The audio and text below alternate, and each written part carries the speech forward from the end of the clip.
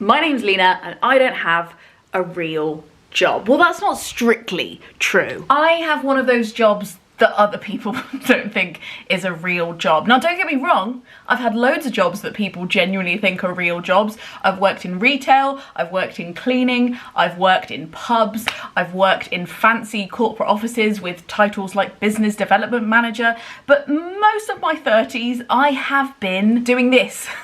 Yes, this as a full-time job, which I realise for a lot of people is completely weird and in most ways an incredible privilege, but it remains a fact that while my job has lots of challenges, there are also loads of things I get to duck. Having to turn up on time places, having to use my customer service face, the physical logistics of running something that coordinates with lots of other people, on-the-spot maths. These are all skills that I fear are getting a little rusty. So here's the plan.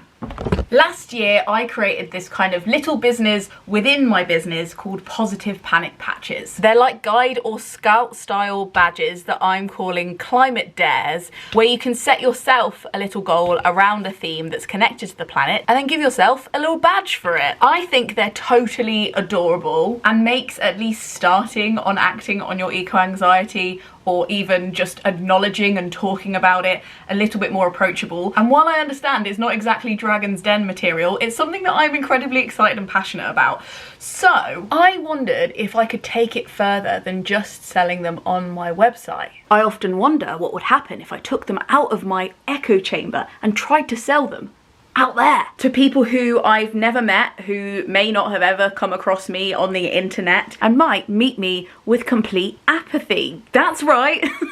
We're going to a market. I have booked myself a stall in the town of Leamington Spa at a thing called EcoFest. Yes, we're starting on easy mode. We're going to a festival that already wants to talk about the environment. I thought it'd be interesting for me to document the process of me planning this and looking at the logistics of it and how much it makes sense, whether people actually respond to it, and if I still have any real job skills. The market is on Saturday and it's currently Thursday afternoon, so right now all I have is a dream, a card reader, and not quite enough time, so let's get cracking. Okay, things that I think need doing. We need to check the card reader, because if that doesn't work, we're actually fucked. I don't think I'm going to do cash just because that is incredibly complicated and we're on beginner mode, and I also just feel like if you can't pay by card in this economy, what's going on? We'll need a tablecloth, display things, question mark, don't know what they could be, flowers. We'll need to pack the badges. What else do we need to do? This sounds easy, this is gonna be fine. We'll need to pack postcards explaining what the badges are. Oh, we'll need to pack the little bags, brown bags, I think they're brown, and stamp. You'll see what that's about in a minute. We'll have to make a sign so people can see it from far away, and then I think maybe I want some banners to showcase, which I might have to make to like show the badges off, and example items of clothing that have the patches on so people can see what they are for. Oh, and prices. I'm gonna have to put the prices labels. I'm gonna have to make some of those. Oh, and probably read the instructions. The woman who's running it sent some instructions, and have I read them in passing? Have I studied them? Absolutely not. Okay, let's get going. Now, I'm acutely aware of the irony that could happen from me creating a sustainable product and then running a market stall in a completely unnecessarily wasteful way. So, in preparation, there are two things I've done to prep. I've ordered 2 packages from Vinted that I think might help me out. Do I remember what's in them? Only vaguely. This is the first one. You know, on Vinted, you're choosing between so many things that you're like, what did I actually decide on? Okay, I think I know. I got 2 secondhand little metal stands, which I think will hold the books, because I'm also going to sell, oh, let's try it. I'm going to sell copies of my poetry collection, Bargain Bin Rom-Com, so they can sit like that. That's quite satisfying, isn't it? I like that. What else have we got in this bag of tricks? Ah, yes. And this is a little blackboard that I'm hoping to be able to display the prices on. And then if halfway through the day I don't sell anything and I want to put them on sale, I can just flip it around and put a new price on. It'll be fine, it's gonna be fine. And then in here, I refuse to get scissors. I should be able to do this on might alone. Who needs the gym when you can just try and get into your own vintage parcels? Okay, we're in. Yes. These, again, unused, but secondhand, little brown paper baggies for when people buy their patches. That's quite satisfying, isn't it? Does it fit the book in? I couldn't tell. That's literally like it was made for this book. That's destiny. Okay, well, I'm happy with that. What's next? So this is the main storage unit I have in my office. Do I want to talk about the chaos that's happening? No. I do, however, want to leaf through the part of it that contained fabric to see if I already have fabric that might work as a tablecloth. For example, what do we think of this? No, not the vibe? Beggars can't be choosers, my friends. Sustainability can look very strange sometimes. Not big enough. Too nice to ruin. No, it is too nice to ruin. Too busy. It's got to look on brand, you know? You know how I'm against brands, but also you do want things to be a little cohesive. Ooh, this is a contender. This is a duvet cover I got ages ago, and it's this pattern on this side, and then it was this pattern on this side, and I've cut it out. Maybe I could do this if I could iron it nicely. Maybe that? This, far too nice to ruin, and probably not like the vibe. This could work. Like, look at it against these patches. That could be cool.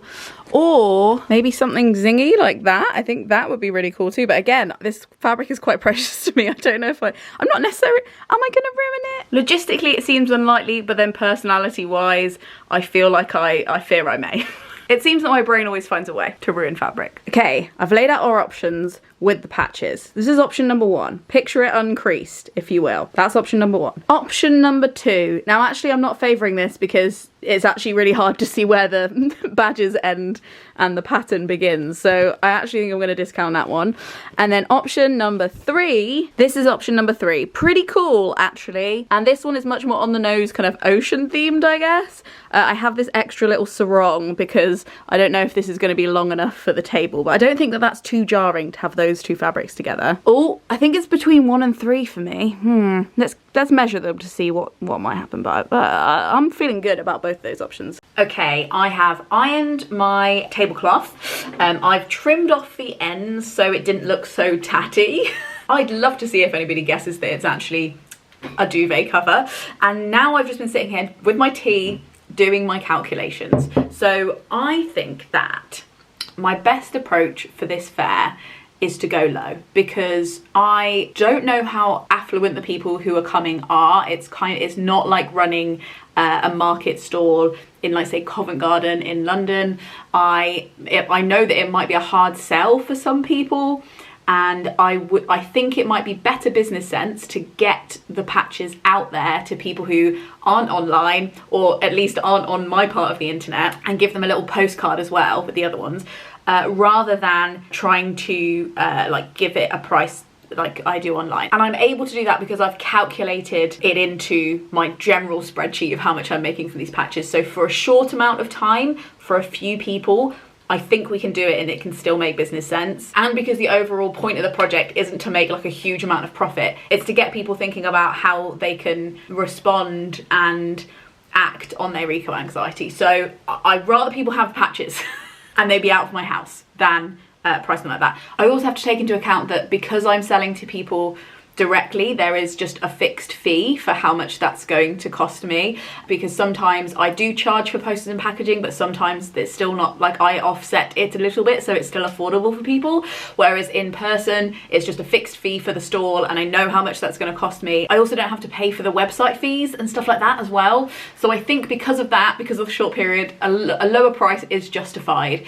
And I mean, let's just see. This is supposed to be an experiment. Let's just see. Now next, I've got to think about my sign. Okay, so this is a admittedly quite mouldy canvas I got from a charity shop, I want to say about 7 years ago. It is amazing, but I haven't had it hanging in this house since we bought it like 3 years ago. And I would love to use something I already own and give this thing like a proper use and meaning. So hopefully it's not like somebody's revered artwork. I think it's probably just like a tester or something, because this is just like an ink blowing technique you can do. And I mean, they did give it to a charity shop. The upcycler's got to upcycle. So I've got this pen. I was gonna get some acrylic white paint, but then I thought maybe a pen might be better. So this is actually a blackboard chalker marker thing. And I'm just hoping that it's opaque enough to show up because we don't have time for it not to be.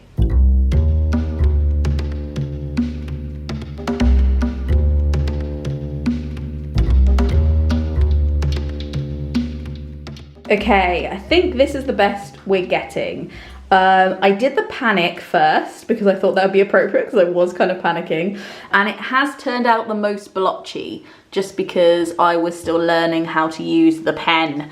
I was trying to copy this writing from our postcards that we can give out. Oh, just got white paint all over me. Cool, cool, cool. And it kind of worked out. I think I'm gonna let it dry and maybe do another coat, but I'm gonna just like tick that off as done because I'd be happy to hang that as it is. Next to tackle is decorations for the table. And I don't have any vases, but I do have these leftover props from my skincare video. Does anyone remember that? Here they all are. So I was thinking of peeling off the labels from this and putting some flowers in there. I got some flowers earlier from Aldi. These are British grown, so potentially a little bit more sustainable. And then if I want more, I think I might just go into the garden and see what I can find.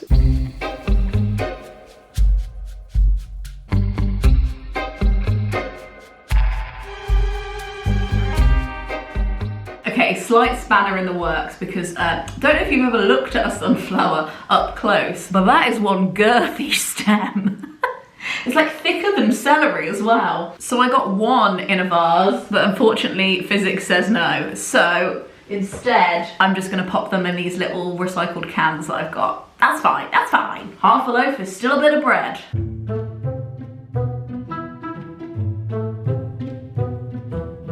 Let's distract Craig from counting. 9, 8, 2, 7, 6. I got to the end without getting distracted. Craig's packing up the patches for us. We're going to optimistically take 100 of each. Do you think we're going to shift them, Craig? Yes.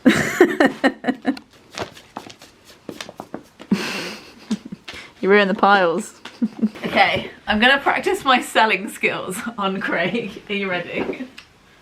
What's this? A bit of fabric for a couple of quid. Why should I care? So I don't know if you're ever in Scouts. Were you ever in Scouts? No. Oh, I bet you wanted to be. Scouts is amazing. Anyway, so this is kind of like... Stop laughing at me. I just laugh. Just trying to be an awkward customer. So these are kind of scout or guide style badges, but around what you do about your climate anxiety. Because I'm assuming if you're at an eco festival, you do feel something about it. So these are little challenges that you can set yourself. They're very customizable, so it's whatever you feel comfortable with. And you can pick a badge, a little challenge to give yourself, and then give yourself the badge. You can either attach it to your clothes if you want to show it off, or it could just be somewhere secret, maybe on the inside of a pocket, or something that you stick on your wall, or pop it on your fridge. So each one has a different challenge. So this one's Positive Panic PAL, which means that you find somebody either in your community, like a group, or maybe just a friend that you have an agreement with, where you feel like you can be comfortable and go and talk to them about the climate. Oh my god, amazing. I'll take 10. Try me on another one. Try another one. You fucking buy one of these stamps right, one of these patches right now. Or I'll knife you. Or you'll never see your nan again. That's some West Midlands style selling for you. I need to cut Culturally away. significant. What the hell is this? So, lots of people think that the most important thing you can do for the climate is like change the way you eat or buy less clothes and all that, and that's all really important, but actually you've just picked up the best patch of the lot. This is the most powerful thing you can do. You can write a letter to somebody in power about what you would like them to do on your behalf, because at the end of the day we can have loads of debates about veganism and stuff, but they're actually the people that are going to be able to make the most difference. So us writing a letter is the easiest, cheapest and piss easiest way to get a Positive Panic patch and earn one. So would you like one, sir? I'm good. £3.50. Get out of my stall. Oh, why did I make that joke? I just lost count. Stop trying to be funny and just do the deed. Where have I heard that sentence before? I'm not paying you to be fucking a comedian. fucking a comedian. Yeah. So while Craig's been packing those up, I've made a little price sign, which means that I think we're well overdue returning to my to-do list and satisfyingly crossing stuff off. Join me, will you? So we have checked the card reader. That is all in hand. The tablecloth is sorted. We've done some flowers for display things, so that I'm going to call it. If I have any more bright ideas on the way, I'll pack them, but I think that's fine. Craig is currently packing the badges, so I think that I'm going to cross that off. Have you packed the postcards, Craig? Not yet. Okay, we're not can't cross that off. Pack the brown bags and the stamp. Oh, I haven't done the stamp, but I will pack the brown bags. Make a sign. We've done that. Oh, I haven't done that yet. I haven't done that. Oh, we've done that. I've checked all the instructions. That's all fine. I will pack the power banks, but I haven't charged them yet. That's one that I added to the list at the last minute because I was like, oh yeah, if we're gonna have the card reader, we probably need some power banks. Okay, we're almost there. Let's continue.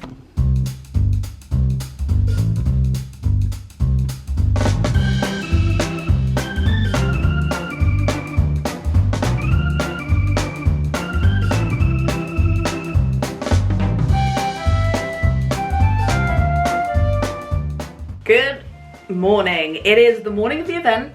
Last night I ironed on some more patches to different sample bits of clothing so we can hang those up. The sunflowers are looking at me saying, when are we going? I've packed the power banks. I've made some more example items of clothing, and I think something healthy about a to-do list is always missing one thing off. If you're not over ambitious when you write a to-do list, what are you doing with yourself? But if you're not overly realistic when you're crossing it off, then you're a fool. So we're just not gonna do the banners. Something that just never happened. Oh, and I did pack the postcards as well, that's fine. So with that satisfying to-do list done, all that remains is to go, I guess. We're back from the fair and we had a bloody lovely time. Here's some footage of us setting it up. I honestly didn't have that much time to film during the fair, which I think is a really good sign. We were busy, so that is great. Things that I wish we'd had with us. One were chairs. Turns out standing up for that long, very, very annoying. I was in the privileged position of getting my brother, who I knew was coming to the fair to see me, to bring us some camping chairs. So thank you so much to him for saving the day. But that's something I didn't see coming. Another thing that a lot of the sellers and other stall holders had that I didn't think of was things to weigh down their products when it started being windy. Forgot that I was in the UK and summer isn't really a thing. So that would have been a problem. Had a nice stall seller on the stall next to me lent me some of his little clips and paperweighty things so that all of my postcards and stuff didn't blow away. So that was unexpected. Another thing is I wish I'd had like something at the front of the stall. Here's a footage of the front of the stall. Something more than just my positive panic patch thing to like really visually illustrate what we were selling, because I realized from far away it was really hard to tell. Like all of the products are very flat and very small, so it's really hard to tell like what our stall was selling from far away. So again, that's something to think about for next time. But I'm getting ahead of myself. The real question is, will there be a next time? Did this actually financially make any sense for us to do? I was debating how candid to be on here about the numbers, but I actually think it's really, really helpful to share with everyone, especially if like not even if you're somebody who thinks they might run a stall in the future, but just somebody who might buy something from a stall. I know Christmas markets are coming up and other things, and Halloween markets and things like that, and it's really good to know, like to get a little insight into the mysterious underworld of being an independent creator. So on the day we sold in total 81 patches. Not bad. I think my minimum was about 47. I thought that we really needed to, you know, make sure this wasn't a complete financial fail. So 81 is not bad. Over 30 sales. So like 81 badges were shifted, but that was just 30 people buying. I'd say I probably interacted with over like 90 to 100 people on the day of like explaining the badges to them. So I'd say like probably 1 in 3 converted, which is, again, I don't think that bad, but really interesting, which means that we took just over £300. Now I say we didn't make £300, we took £300, like over cards and cash. We'll come back to that in a minute. Now, do you want to hear which ones sold the best? Here are all the options. Pause the video to make your guess.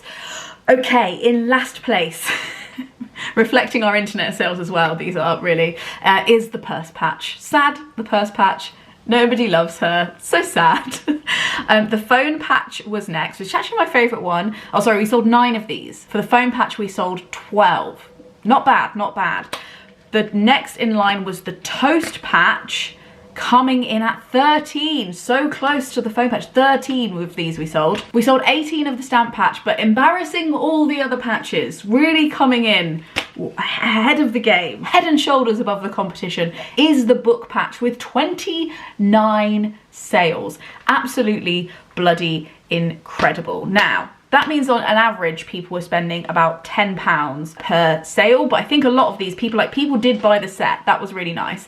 And another thing I really liked was, one, meeting loads of you. I would say probably at least like 40% of our sales came from people who were specifically coming to say hi to us and to buy the patches, and like they knew that we were here and they weren't going to come to the festival otherwise, or hadn't heard about it otherwise. So that was really nice. What was also really nice though was there was a few like men, proper I would say like in their 30s or 40s, like men who had never heard of it. I pitched it to them in like 2 sentences and they were just like immediately like, yeah, I'll take them all. And I was like, I think that because a lot of my audience is female, and just in general life, I don't know, maybe I have a bias that I don't think men are gonna invest in art in the same way, or just like get things, or want like a cutesy patch. But they just like immediately were just like, yeah, I'll take them. I'll take them all. And I was like, okay. So that gave me a little bit of confidence that it's a cool idea in itself. And I really appreciated all the people we met that just like got the idea straight away, even though they hadn't heard of it before. So that was all really positive. I think I just need to break down for you why what I'm saying is we took £300, but we didn't make £300. Just for your interest, if you're interested. You might not think about it that much when you walk into like a festival or a stall or a market environment, but each of those stalls costs a certain amount to rent for the vendor, and they're all different prices. And my impression from the very small amount of people that I've talked to is that this festival was very, very affordable, like a really fair, good price, like not one of the pricey like Christmas fairs or like ones that are in an exhibition centre or something. Like this was in a park. I would imagine this is probably one of the lower costs of a stall. So for us to have that stall for the day, not including chairs, but including the table and the little covering over the stall, that was £110 for the whole day. Other costs included, obviously, making the patches and all the design process that went into them. We also had to pay for the card reader and all the fees that come with the card reader and taking payments from the card reader. So that's unit price and purchasing price for us to let people purchase things. Then we've got like the postcards that I gave away for free with them, the design and printing and postage of those. The packaging, which obviously you saw I got from Vinted and was very, very cheap, but still was a cost, definitely added to it. There was the dressing for the table, which didn't cost me anything up front because like obviously I already had all that stuff in my house, but if I was somebody else I might have to go and pay for that, and at some point I paid for all that stuff, so I guess there is a cost to it there. Then there's also transport and food. We didn't pay loads for transport, luckily, but there's lots of people who come from much further away than we did, or even outside of the Midlands, to come and do stuff like that. So again, that's a big cost, especially if people are having to like drive long distances or get the train with all of their stuff and get a hotel overnight, as well as food. You have to eat while you're there. That's a thing, unfortunately.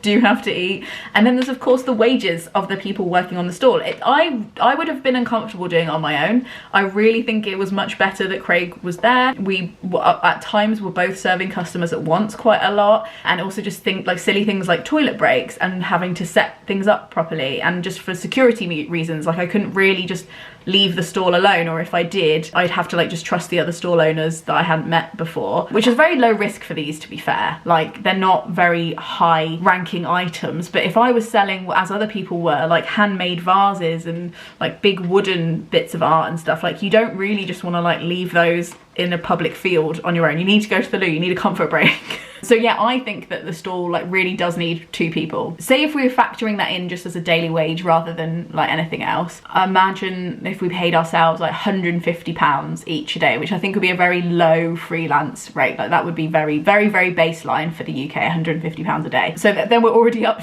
to our £300. Do you see what I mean? So if I counted all of that, we would still be in the red, because if we took £300 and we paid like all of those costs I've just listed, the labour costs alone of running a stall like that, plus the stall rental, is already £410.